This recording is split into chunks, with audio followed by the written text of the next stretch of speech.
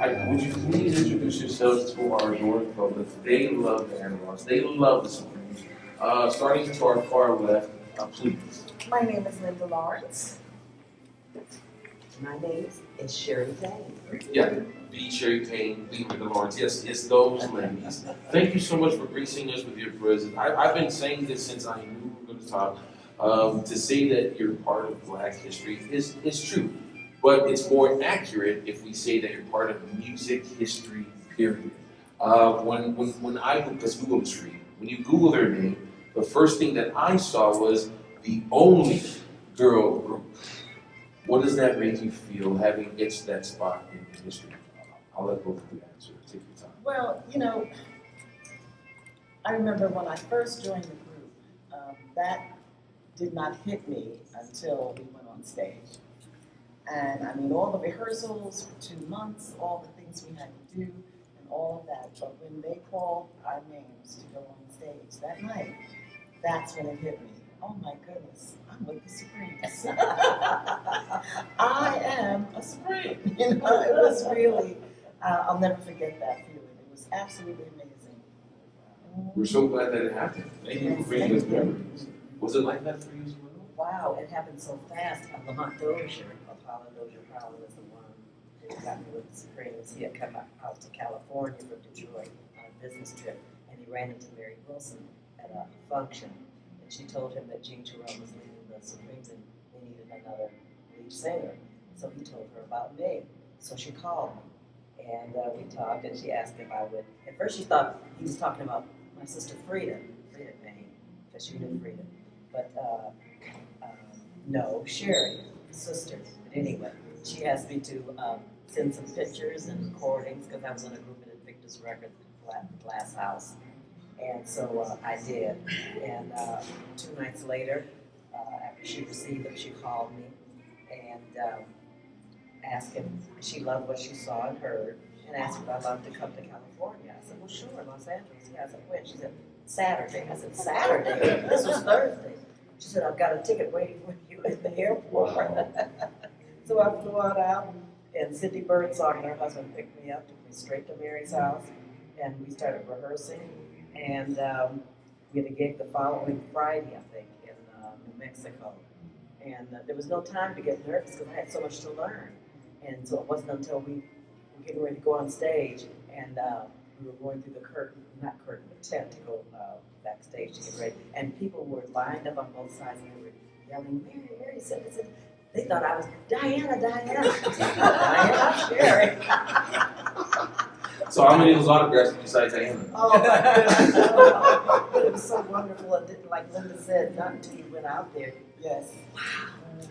I'm here. I'm really here. I wanted, you don't need any validation from us, but I wanted to share a small story from Samoa because my mom and my aunt, I found this picture of them. They're in mini skirts. They have turtlenecks, and they have the same hairdo. I asked my mom, I said, Mom, what are you doing in this picture of a mini skirt?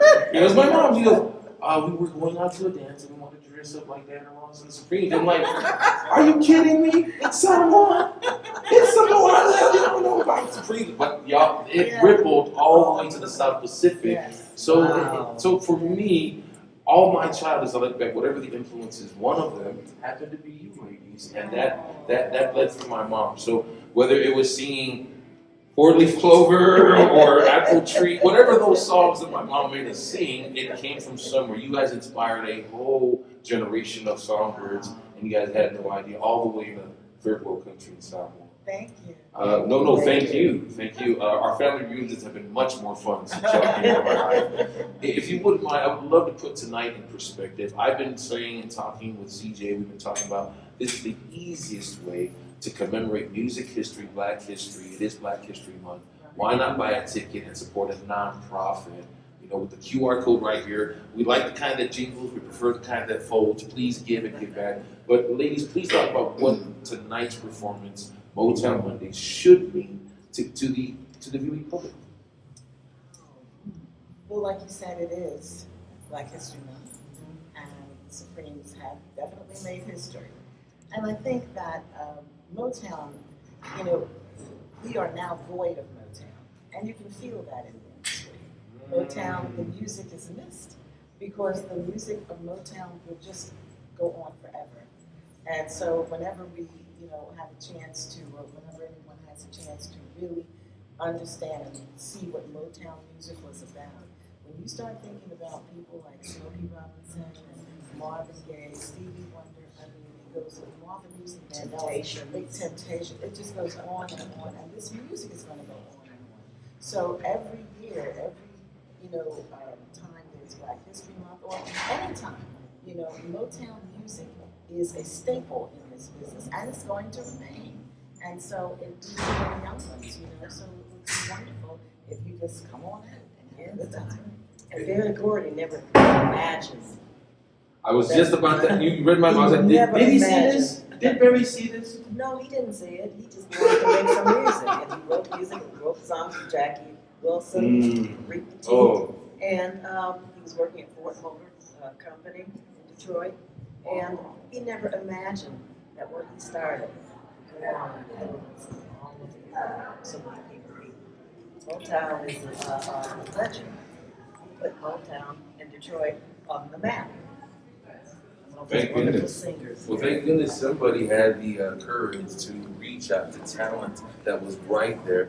Speaking of the biggest music stage happened yesterday during the Super Bowl halftime. I gotta ask legends about a potential possibility. This kid, I call him a kid because he's younger than me. But what were your thoughts? Did you guys catch the Bad Bunny Super Bowl halftime show? What were your thoughts? We were getting ready to go out to dinner, and so then I told Linda, I said, wait a minute, we opened our doors. I said, halftime show is getting ready to start. She said, now? I said, yeah.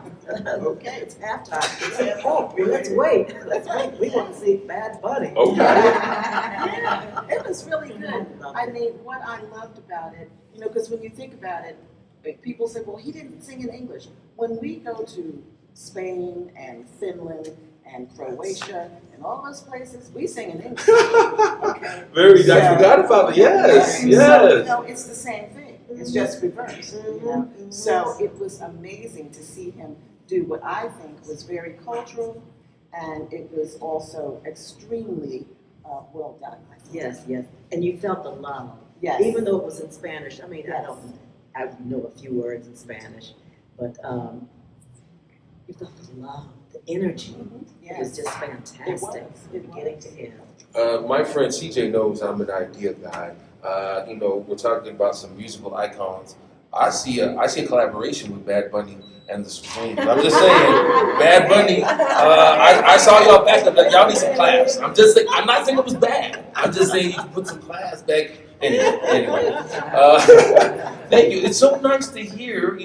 I hope that this gets to him. Peers within the music industry. You had two legends just give you a good thumbs up, bro. I'm just saying. I want to change my name to Bad Bunny. Anyway, ladies, in closing, because I know you guys got to go warm up and get ready for the show, what can we expect from you tonight? And maybe even looking forward in the future from the ladies formerly known as Supremes. Well, in July, after the Supremes actually disbanded, right?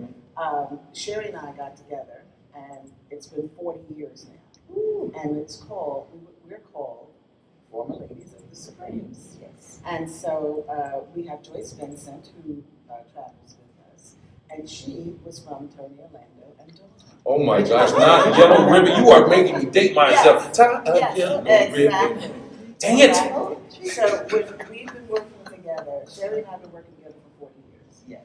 And so on the 27th of July, we're going to have an anniversary show in Los Angeles. So we're looking forward to that.